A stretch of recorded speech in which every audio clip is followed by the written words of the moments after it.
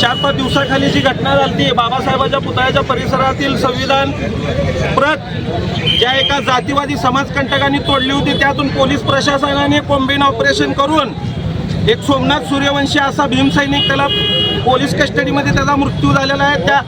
त्याला आदरांजली वाहण्यासाठी सोलापूरमधून आम्ही माताडी कामगार सर्व अधिकृत कामगार श्रद्धांजली वाहण्यासाठी पूर्ण जिल्हा अधिकृत कामगार इथं उपस्थित आहोत आणि आम्हाला सोमनाथ या भीमसैनिकाला श्रद्धांजली देता प्रसंगी एकच सांगायचं आहे, या सरकारला पण हे असे अन्याय अत्याचार थांबवावे, सरकारला एवढी विनंती आहे। आणि सोमनाथ सूर्यवंशी हा आमच्यासाठी अमर राहील ना अमर राहील एवढंच आम्ही पत्रकार माध्यमातून सांगतो। जय भीम। युनियन मी पण अधिकृत कामगार आहे, त्या सर्व अधिकृत कामगार आम्ही व्यापारी आडतींना विश्वासात घेऊन त्यांच्या संमतीनं हा बंद ठेवलेला आहे।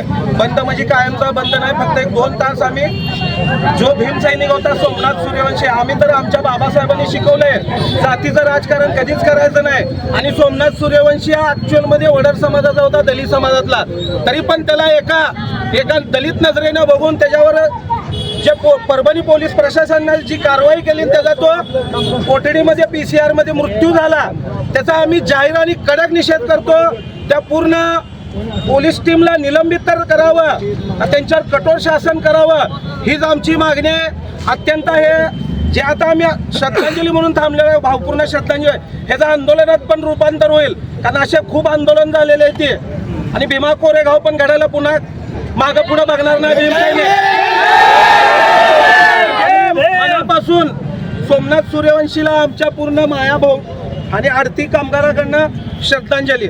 इथं तुम्ही आम्हाला वेळ दिला, तुमचं पण आभार। एक प्रकारे तो मर्डर आहे, कारण संविधान आहे तर सर्व आपला हे देत चालतो, त्या प्रकारे पोलीस प्रशासनानं एक प्रकारे दादागिरी करून सोमनाथ सूर्यवंशी सारख्या एका दलित समाजातील तरुणाला PCR मध्ये एक प्रकारे मारहाण करून त्याचा जीव घेतला। त्याच्या प्रत्यार्थ आम्ही निषेध करतो आणि जोपर्यंत त्या पोलीस प्रशासनाला कडक कारवाई समस्त पूर्ण टीमला निलंबित करण्यात यावे अशी आमची माताड समिती सोलापूर म्हणून आम्ही मागणी करतो।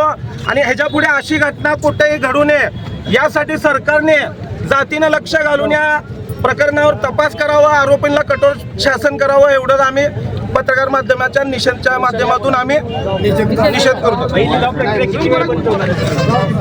सर्व माता जे आडती लोक आहेत त्यांनी आम्हाला दिलेलं आहे, म्हणजे सहकार्य केलेलं आहे। थोड्याच वेळात कामकाज चालू होईल, दुसऱ्या कुठला यामध्ये मानहानी होणार नाही, काय नाही, शेतकरी बंधुवाचं पण काय मानहानी होणार नाही याची ग्वाही आमचे कमिटी आहे ते युनियन अध्यक्ष आहे ते सर्व घेतलेले आहेत। काय बोलताल तुम्ही? हा परभणी जिल्ह्यामध्ये संविधानाचा हिंसाचार केले, त्या हिंसाचाराचा आम्ही निषेध म्हणून आज आम्ही आंदोलन करालोय। तसंच आमचं ते सूर्यवंशी सोमनाथ सूर्यवंशी हा एक कस्टडीमध्ये होता, तो भीमसैनिक म्हणून तो वावरत होता, तो भीमसैनिक जो संविधानचा तो अनुयायी होता, त्या संविधानासाठी त्याने आंदोलन करून त्याला कस्टडीमध्ये टाकून त्याला तिथं मारहाण करून त्याचा मृत्यू झालेला आहे। त्यासाठी आम्ही त्यांना श्रद्धांजली वाहतो आणि याचा निषेध म्हणून आम्ही करतो। महाराष्ट्रामध्ये नवीन सरकार आलेलं आहे, काय मागणी करतात मुख्यमंत्र्यांकडे? मुख्यमंत्र्यांकडे हे संविधानासाठी त्यांनी काय बोलत आहे त्यांचा धिक्कार करू आम्ही त्या नवीन आलेल्या सरकारवर जाहीर निषेध।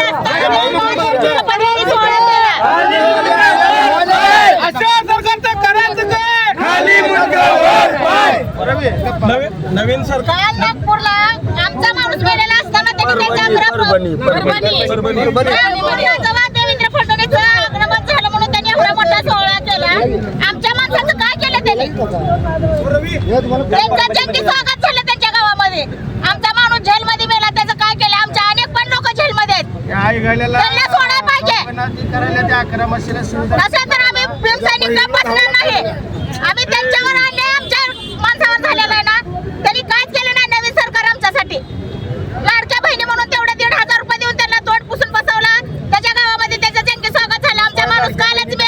आमच्या संविधानाला हात लावू नये.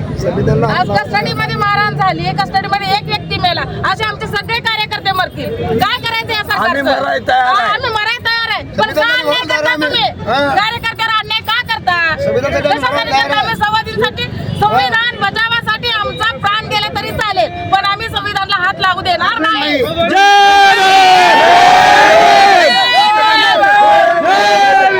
हो मामा TV नाही वाले आले तर.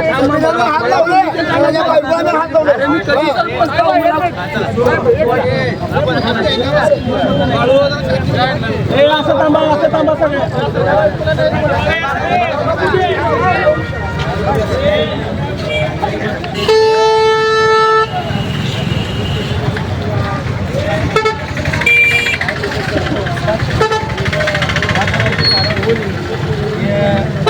प्रशासनानं आणि महाराष्ट्राची गव्हर्नमेंट याची दखल घ्यावी आणि संविधान आम्ही रक्षक आहे आणि संविधानाच्या कायद्यावर चालतो आणि संविधान ह्यापुढं कंटिन्यू चालू राहील. ह्याच्यावर सरकारने लक्ष देऊन कारभार चालवावा आणि सरकारची विनंती आहे ह्याच्यापुढे अशी घटना घडू नये याची दक्षता घ्यावी. एवढं बोलून माझं मी संपवतो.